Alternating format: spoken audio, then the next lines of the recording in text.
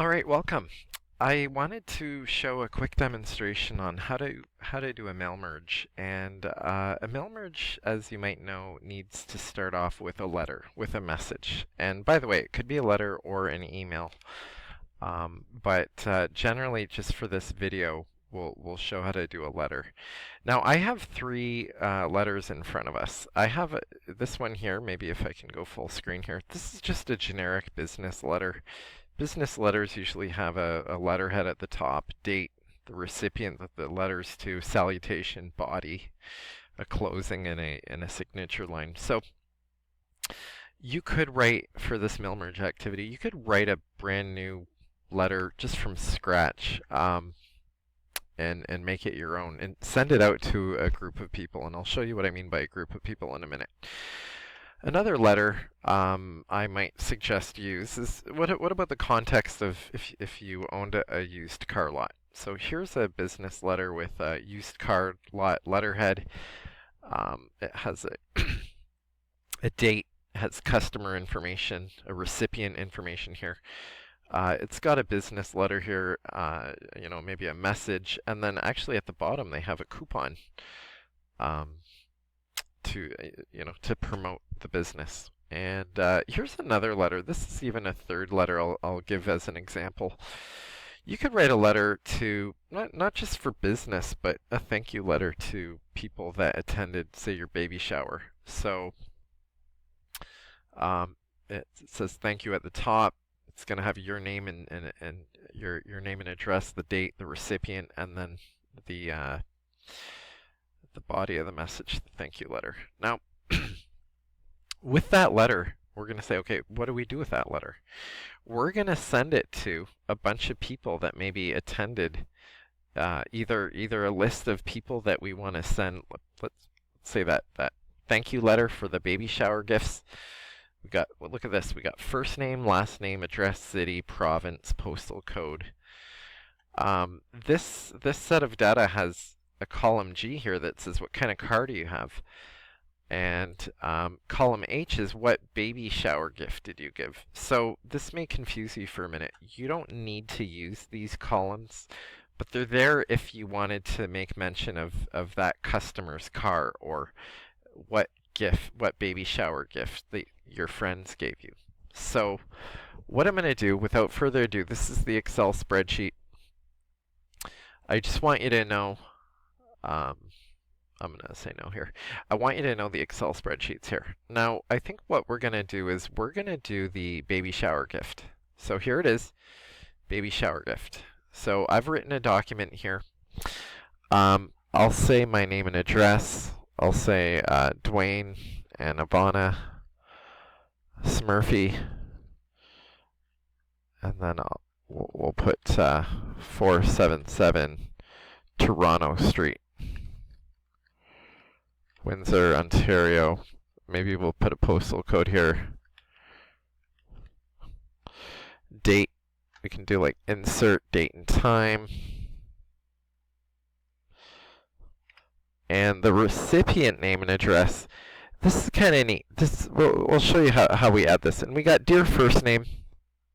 And notice here, we even have the gift that we're giving to the gift that we received from our contacts. So why don't we get started with the mail merge? The first thing we need to do is go to mailings, and then start mail merge, and step-by-step mail merge wizard. So what you have here, if you look down here where I'm pointing with my mouse, we have step 1 of 6. So there's 6 steps to a mail merge. Step 1 says, what type of document are you working on? Now, most people are just going to do on letters. Now, you could do email messages, but you might have to have Outlook set up in your Microsoft Office for that. So, first step, we'll do letters. Okay, now we're on, notice down here it says we're on step 2 of 6. How do you want to set up your letter? Use the current document. So we're just going to go ahead and use this document. So this is nice and easy. Step 1 and 2, we just hit next. Step 3, it says, okay, where is your data that you want to merge to? Where is this list of names? Now, it could be a database or an Excel spreadsheet. I'll just show you really quick here. Um, my data is this Excel spreadsheet on my desktop. So I'm going to hit Browse. So right here you hit Browse, and you get a File Open dialog box here. So we're going to go to my desktop. Now if you have your data on your H drive and My Documents on your thumb drive, that's great. But we got desktop, and we have mail merge forms. So this little dialog box says what tab in this spreadsheet or what table in this database. So you got to choose the tab. So we got first name, last name, address. So this is pretty cool. This lets you kind of preview the data you're importing from that spreadsheet. So looks good. I'm going to hit OK. So step 3, we're done. Let's hit next. We're going to go to step 4. Now step 4 might be one of the harder steps, okay? So what we need to do is in a business letter, we have the return address at the top, we have the date. The third thing though is the recipient name and address. Now I wrote the words recipient name and address, but I'm going to hit delete there. And I'm going to put my cursor underneath the date here, and then I'm going to say address block. So let's hit address block and see what happens. So the computer's smart enough to take my data, first name, last name, address, street name, city, province, postal code. It's smart enough to just put this whole address block in. So I'm going to say OK. And there it is, address block.